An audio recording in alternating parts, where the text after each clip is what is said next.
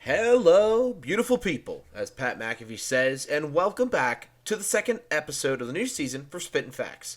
I'm Ethan Spazarski, joined by my co-host Joey Priano, and we are very excited to bring you our second episode with a topic we haven't spent too much time on in the past, but we want to get more involved with, and that is the Major League of Baseball. Now, today we're going to kind of cut it up interestingly. Today we're just going to talk about the American League. We will transition into the National League into a different episode for time purposes, but I don't want to waste too much time with the introduction. Joey, how are you? I'm good. How are you? It's good to be back. It's very good to be back. Very excited to continue the Spittin' Facts train of energy. So, speaking of Spittin' Facts, I think it's a general known fact that the Tampa Bay Rays are the best team in all of baseball right now, and that It's starts no with longer arguable. yeah, no, truly, it really hasn't. And I'll read a few stats for you guys, and just in general, before we get to this, before more talking, breaking down not only just the Rays but this entire AL East. So the Tampa Bay Rays have played 49 games. They've scored 296 runs, which is second in all the entire AL, just 5 runs behind the Rangers. They have 450 hits, best in all the AL. They have 94 home runs, best in the entire MLB period, but also the AL. They have also struck out a lot, however, with 411 strikeouts. That's fourth most in the entire AL. And then also just back to a more positive note, their batting average. Right, all their batters are averaging a 271 batting average, which is tied for most or best in the entire AL with, as you guessed it, the Texas Rangers. So now, Joey, I threw a little bit of information in your face. I'm sure you're more aware of this than others, but continue just to carry on why Tampa Bay is the best team in the AL. I think that the best way I can put it is they've only lost 4 home games this year. That's the reason that they're excelling so much. They've lost 10 on the road, which people were like, oh, well, 13-10 on the road, that's a pretty good split, but 22-4 at home. Playing in the worst ballpark in the MLB, really showing up and dominating at home with a really weak fan base, really trying to bring people into the games, especially playing in the best division in baseball, and it's not even close. The Blue Jays are 2 games over 500 in last place, and they're 9.5 games back from first. I mean, this is easily the best division in baseball. You've got 2 teams over 30 wins, about to be 3. Nobody has 30 wins other than the Rays and the Orioles. Both are in the AL East. They're dominating. As you said, 296 runs is incredible, only 5 behind. This is such a dominant team. It really sucks to Blue Jays fan, but yeah, this is one of the better teams baseball's seen in quite a while. Exactly, and something you brought up, and it makes sense to me. This is the best division, best division in all of baseball, and it also comes to the fact that I also think the AL doesn't have a lot of competition for the best teams in all of baseball until this year. Think about it. Mm-hmm. Astros and Yankees have dominated the entire American League for the past, 3 years? Or, well, not more than 3 years, but in recent memory period. And now we have 4 out of 5 teams in the division really fighting or clawing for a chance to keep up with the Astros, because truly no other team compares. When you look at it, you got 2 teams above 30 wins. You got every team above 25 wins in this division. And not, again, the Blue Jays, who are in last place, are 9.5 games back. While it hurts to say, especially for us as general Blue Jays fans, it's still the fact that this division is excelling really well, and they've been able to really, put some steam or put some fire in the kitchen, as we'll say for it, because, like I said, the American League has been a 2-team dominant storm for the longest time. Yeah, the Blue Jays in last place are tied for 12th overall by win percentage. And they're in last place in that division. Like, they'd be in first place in, 4 other divisions. Yeah. They'd be tied for first in the Central. They'd be tied for first in both Centrals. So it really shows. I mean, the Rays went in and just dominated the Blue Jays, and they dominated the Orioles. They've been really showing up against these better teams. They can beat anybody, and this is the best team we've seen since the Dodgers, I think, a few years back. That team was loaded too. It was one of Mookie Yeah, Betts' first year with the Mookie team. Betts, One, yeah, Kershaw still. I mean, Kershaw's been great still. his But yeah, this is the health. best team since that. Exactly. No, that's a fair understanding. And I think a lot of what you talk about stems from, and I think baseball, it's hard because baseball is for one of the only sports that like it is such an individual but also a team sport. You understand, like some teams that are incredibly bad in past memory, we'll use the Pirates example as a farming ground or breeding ground for better players. I mean, a lot of teams like that team, they've had a lot of really good players come through there and develop well, but they don't produce. However, if you do have a really good team, it's a team sport where everybody's contributions count. So we'll look. I think there's two guys I wanted to specifically talk about on the offensive side of things for the Rays. And now one of the guys, it's not surprising that he's on this list. It's Randy Arozarena. Oh yeah. But first, I want to talk about Yandy Diaz. I think he has been exceptional. Their first baseman he's really excelled. He leads the team in batting averages and batting average and home runs, and he's second on the team in runs batted in. So Diaz has really stepped up this year. He's batting, it's according to my notes, 322 right now. Yeah. That's the highest in the entire AL. So, or let me fact check that, but it's one of the highest in the entire AL. It's the highest in the AL. It is correct. okay, cool. But Fourth in the entire league, but highest in the AL. so credit to where it is due. I'm a huge credit guy. I've mentioned it many times between the Spittin Facts and Sports with Sparky. So Yandy Diaz has really excelled, and I want to give you time to also kind of talk about him. Yeah, I love Yandy Diaz. He kind of came out of nowhere. Big surprise. Yeah, he's decent in the field. He's really great behind the plate. He's kind of like a Luis Arias, except he mashes home runs, which is really a dynamic player that you don't see come around the league too often. Yeah, he's really dynamic and he can really do it all. It's really he's leading that team, and he's not the oldest guy, but he's really leading that team with some young guys like Rosarena and Wander Franco. Yeah, he's really stepped up. Yeah, no, and as we mentioned, Randy Rosarena. Now that name is not unfamiliar to most baseball fans, especially Rays fans. Rosarena has always been kind of sticking around, but this year again, continuing it up. He's only hasn't played 2 games this year. He's played 47 games. He has a 308 batting average, 11 home runs, 37 RBIs. He has 30. He's been brought in 33 times. 53 hits. Really, that's a really good number. Sticks out. 7 doubles, and something that Diaz doesn't have. He also has a triple this year. But again, team production. When you have 2 X factor guys like that, and that's just on the offensive side, and that's not digging deep into things, I really think that leads them to success as overall. Yeah, no, I agree. And we don't even really need to go into it too much. Their pitching is incredible. Their bullpen is incredible. Yeah, they're the best team in baseball.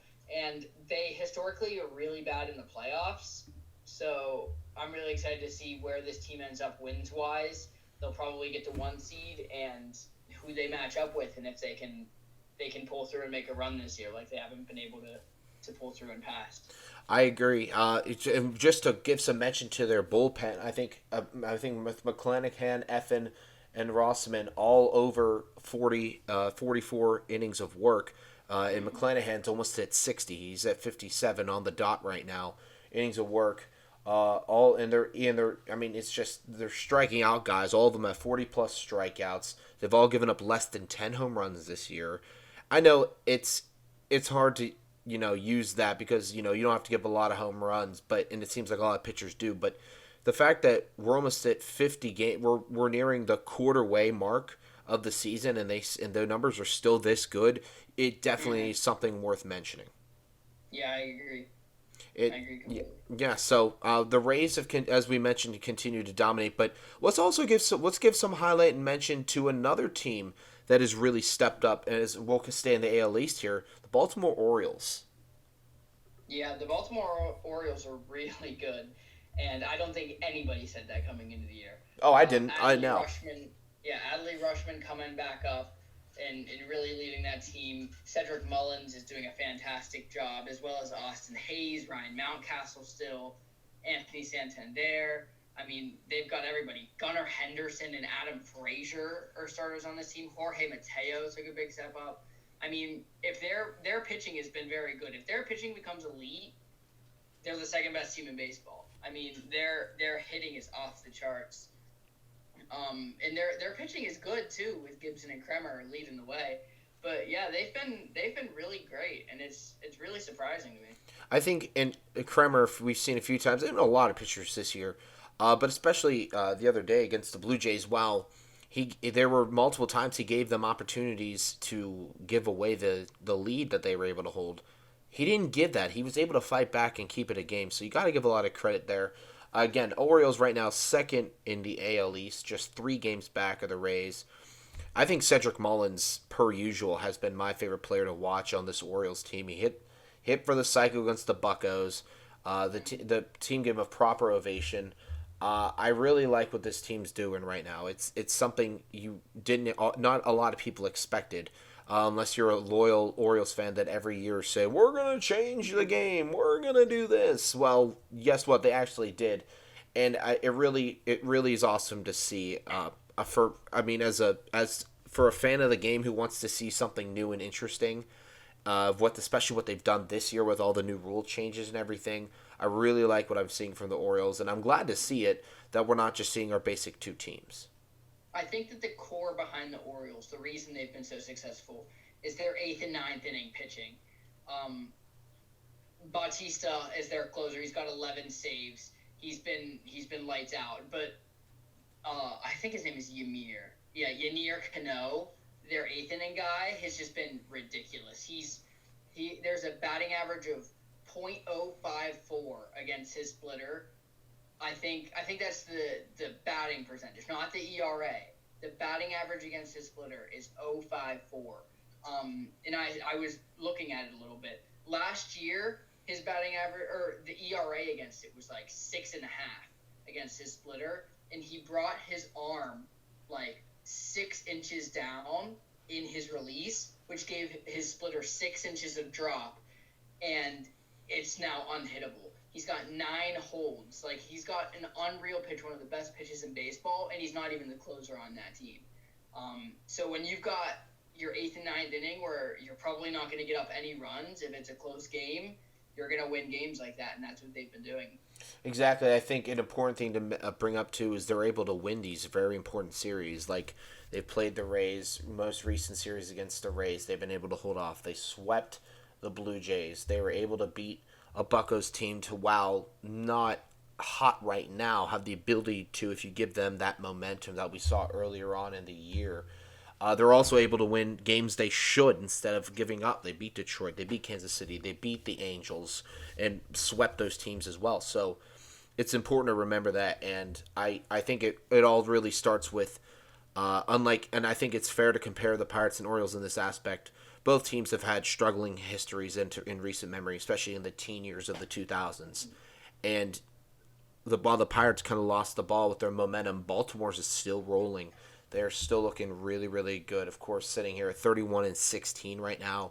It's very awesome to see. Their City Connect uniforms just came out today too. Those look really good. Now, You think so? I honestly do. Yeah, I think that we should give that a video, but yeah. No, I agree. we could talk about jerseys for quite a while. I think the font is my favorite part of it. I also like Yeah. kind of like the problem, but again, I really like for most of the City Connect jerseys, but not that has anything to do with what their production or success, but nonetheless, the Orioles and the Rays have been the interesting talking points because the Rays we didn't expect this good. Orioles you didn't expect and you didn't see them being this good. What's another team you want to talk about, Joe? I mean, I think that there's a team that we could talk about if we want to move into what we're going to talk about our main 3 awards, MVP, Manager of the Year, and Cy Young. The next team that I think we need to talk about that ties into who my Manager of the Year is Bruce Bochy and the Texas Rangers. I think that there's high debate. I think that what we've seen so far, the 3 managers in that conversation will be the Rays manager, the Orioles manager, and the Rangers. And I think it could go either way. The Rays, one of the best teams in baseball, and the Rangers and Orioles came from nothing. Mm-hmm. The Rangers and the Orioles manager, both first-year guys, both came in and got the job done. They brought them in to revitalize the program, and they sure did. And the Texas Rangers are unbelievable right now. They're winning the West right now. They're 21-18. They have, as you mentioned before, they have the most runs scored in baseball, and they're being led by Marcus Semien, who's having an amazing year. He did this with the Jays, cooled off last year, and is doing it again. Who's batting 304, 7 home runs, and 39 RBIs. And their other main guy, who's looking like he's going to finish an MVP conversation, Adolis Garcia, who's batting right now. He's batting 250, but he's got 14 home runs and 49 RBIs.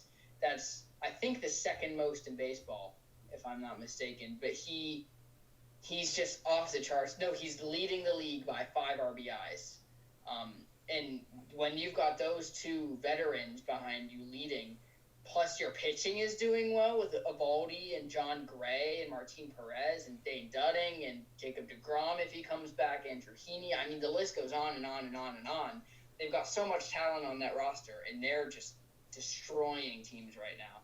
They did lose to the Pirates today, but other than that, they've been lights out. Yeah, 29-18. But obviously, they just lost to the Pirates today, which baffles my mind with everything going on there, which is a separate debate for a separate show. But nonetheless, you hit the nail on the head, really. This rallying team of offense that started from the beginning of the year and for the most part has stuck through. I think the only bruised part of part of what you said is the Jacob deGrom, but it's not really shocking that he's still dealing with injury stuff. It's not really shocking to anybody because he has the chance to be one of the greatest pitchers of all time, in my opinion. But for his health, it's holding him back. It really is. And he's when you're throwing 100 or 99 every single pitch, I mean, takes a toll on you. But yeah, one of the greatest, and it's really a shame that he's not pitching as often as we'd like, because you never see this kind of talent, generational talent in DeGrom. You hope to see a comeback from him at some point. Exactly. And then kind of leading into it. So you mentioned these awards. Now, of course, each league does have 3 awards: the MVP, the Manager of the Year, and the Cy Young. For the AL, we're going to do ours now. We'll do the NL again later. That's a separate episode, as we discussed before. We'll start with Manager of the Year. You did mention it. Joey, your Manager of the Year, what is it? Is it Bruce Boucher? It is. I am going with Texas. All right. So for some of these, it's really hit or miss right now. Depends on what you think of it. Personally, mine's going to Kevin Cash, the Tampa Bay Rays manager. Mm-hmm. However, that's early right now. If I see some later midseason and potentially, later down the stretch towards the end, towards postseason success, then it's definitely Kevin Cash. But Bruce Boucher definitely deserves my honorable mention. He's the manager for the Texas Rangers, as we mentioned. I think Rangers have had it harder than Baltimore has recently, especially what we've seen. They're finally collecting success. So for me, that's where my award is going to go. Now for your MVP. Ohtani. I mean, is that who you have? No, it's not. Mine's another basic answer. Okay. The reason I'm picking Ohtani is because he is on track right now to finish top 3 in Cy Young voting, and I don't think he's going to win the Cy Young, but I think that you have to factor in the pitching when winning this award. That's something that's happened when he's won his past awards. He's batting .287, 11 homers, 32 RBIs, 6 stolen bases. Quality starts in 6 of his 10 appearances, 80 strikeouts, which is top 5 in the league. A 3.05 ERA and a .9 WHIP are really good numbers for pitchers, but not elite. I mean, it is elite, don't get me wrong. It is elite, but it's not the best pitcher in baseball. But I think that when you factor both of those things in, I think that Ohtani gets it. I mean, he's just – I can understand why he wouldn't, but I think he's going to again. For me, it's a basic answer. However, the description and definition is very fair to my argument, and it's Aaron Judge. Makes sense. If you take Aaron Judge out of the Yankees lineup, what do you have? Nothing. Exactly. Now, granted, Giancarlo Stanton, hurt all the time, good but inconsistent. Mm-hmm. And then who else do you have after that? That's when you get into the nothing and a bunch of young guys and Anthony Rizzo. I think, again, Rizzo Without Aaron Judge, this team is nothing, and I think that's the definition of the MVP award. If you took this person out of the team, what do you have? Where do you get it? And on top of that, Aaron Judge does have really good stats. He's 299 batting average right now. Obviously, it is not the best in all the AL. However, he's being productive. 13 home runs, 32 RBIs.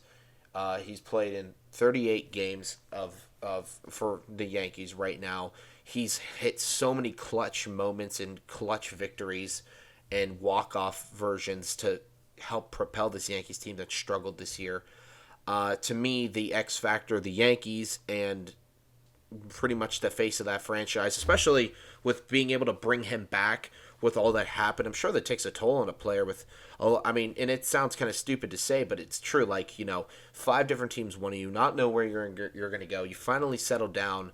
You make this big contract. A lot of players off a big contract year kind of fall face first, at least for the first part of their season, and that hasn't been what happened here. With Brian Reynolds. Exactly. So for me, Aaron Judge does get the AL MVP as of right now. Yeah, I think it's Ohtani, but I think that there's no. I think it's Ohtani, but there's no disagreement. I think is the best way to put it. I mean, if Judge won, it's 1A and 1B. Yeah. I'm going to counter that argument with my Cy Young pick being Garrett Cole. I think that's who the Yankees can rely on. Really? All right. Well, it's funny because. However, I think that it's tough that he only pitches 1 out of 5. So your argument still stands, but I think Cole's going to win the Cy Young. For me, and the only reason as of right now, and I have Garrett Cole as my honorable mention for this award, I'm giving it to Sonny Gray. And the only reason I don't think he could get it is just because he hasn't pitched as many innings as a few of the other top runners for the Cy Young in the AL right now. If you look at it, off the top of my head, he's only pitched 47. Let me double check. 49 in third innings, and Garrett Cole's pitched 62 and 2/3.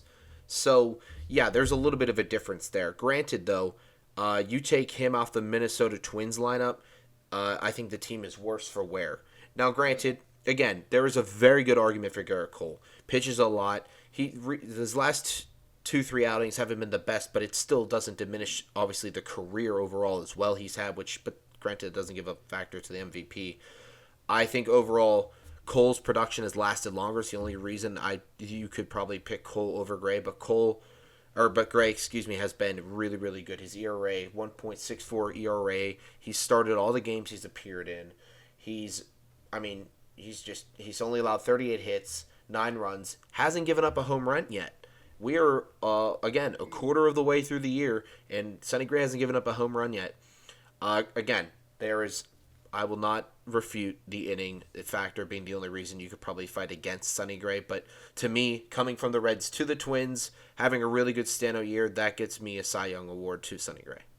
I think I agree because the numbers are there and he's really led that team.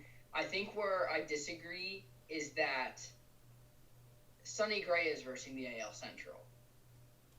That's fair. And Garrett Cole is facing the AL East. That's fair. I also think, though, overall, Garrett Cole's having a really good year, but the Yankees are still, neck deep in struggles right now because. Well, here's the thing, though, is that they're neck deep in struggles because they're in third place, but they're 9 games over 500.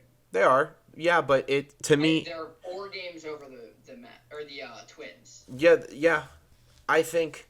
I think also the Cy Young has, which I like the award because it can be about any pitcher in the MLB. It doesn't have to be on a successful team. It's not like football in the sense where, the team has to go out and be the best team ever to win awards, period. That's not true for baseball. I just think with the Yankees right now, they're not getting the production results they need, especially from a lot of guys. Garrett Cole has definitely been their best pitcher. He's been one of the best in the entire MLB, but I think if we keep going with what we're seeing right now, Sonny Gray does get that award. Granted, the Central is not better than the East by any stretch of imagination. The Central is arguably, AL Central is probably one of the worst divisions all baseball, period.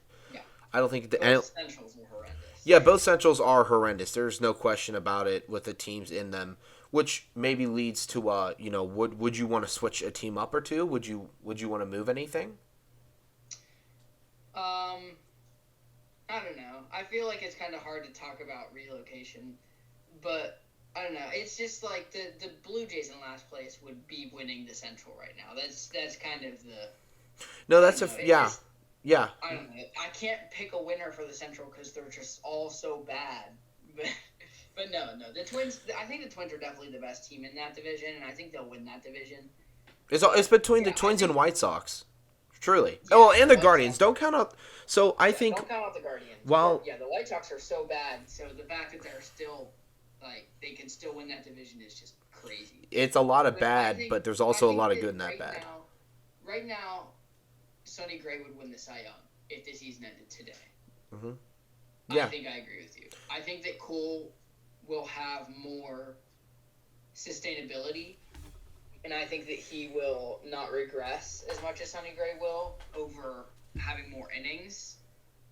But who knows? I mean, I hope Sonny Gray doesn't regress, and I hope that he keeps these numbers because then he'll win the Cy Young, and that'd be a great comeback story. But I won the Cy Young with Sonny Gray as a Red on the back of the show, if that counts towards anything. But no, it's no, anything's possible. the pitching duo. No, I think that you're right. Sonny Gray's the Cy Young right now. I think Cole will win the Cy Young, but I think that you made the right pick in picking Sonny Gray.